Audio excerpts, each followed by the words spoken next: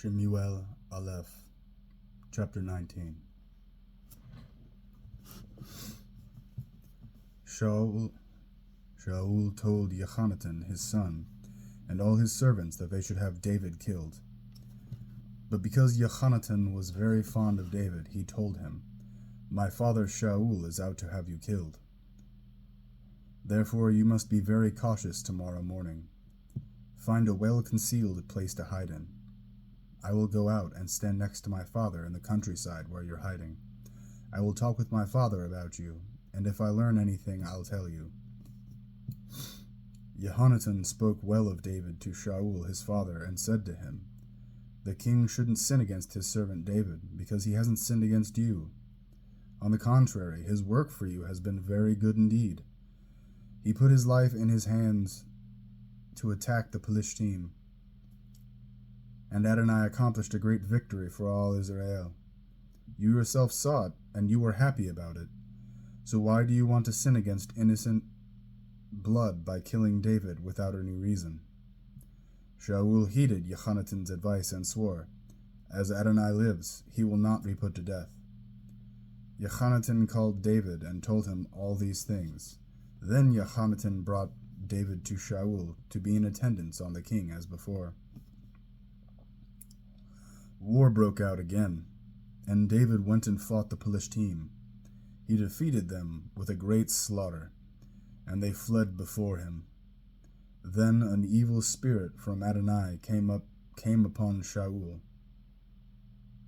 As he sat in his house with his spear in his hand, David was playing his lyre, when Sha'ul tried to pin David to the wall with the spear. But he dodged it and moved out of Sha'ul's way, so that the spear stuck in the wall. David fled, so that night he escaped. But Sha'ul sent messengers to David's house to watch for him and kill him in the morning. Mikhal, David's wife, told him, "If you don't save your life tonight, tomorrow you'll be dead." So Mikhal let David down through the window, and he fled and escaped. Mikhal took the household idol, laid it on the bed, put a goat's hair quilt at its head, and covered it with a cloth. When Sha'ul sent messengers to capture David, she said, "He's ill."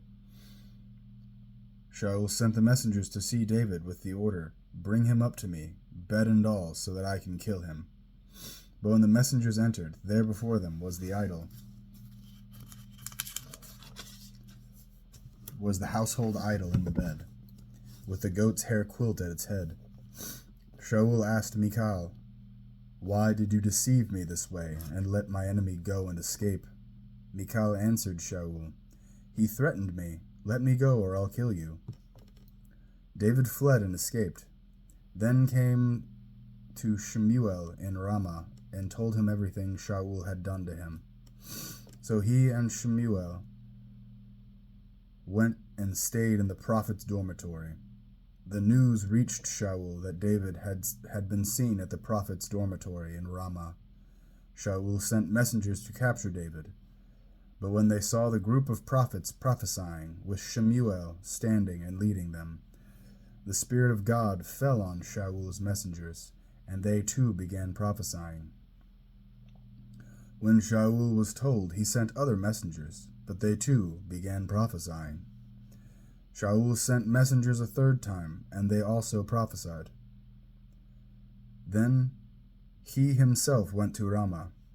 When he arrived at the big cistern in Seku, he asked, "Where are Shemuel and David?" Someone answered, "They're at the prophet's dormitory in Ramah." While on his way to the prophet's dormitory in Ramah, the Spirit of God fell on him too, and he went on prophesying until he arrived at the prophet's dormitory in Ramah. He also stripped off his clothes, prophesied in Shemuel's presence, and lay there naked all that day and all that night. Hence it continues to be an expression, "Is Sha'ul a prophet too?"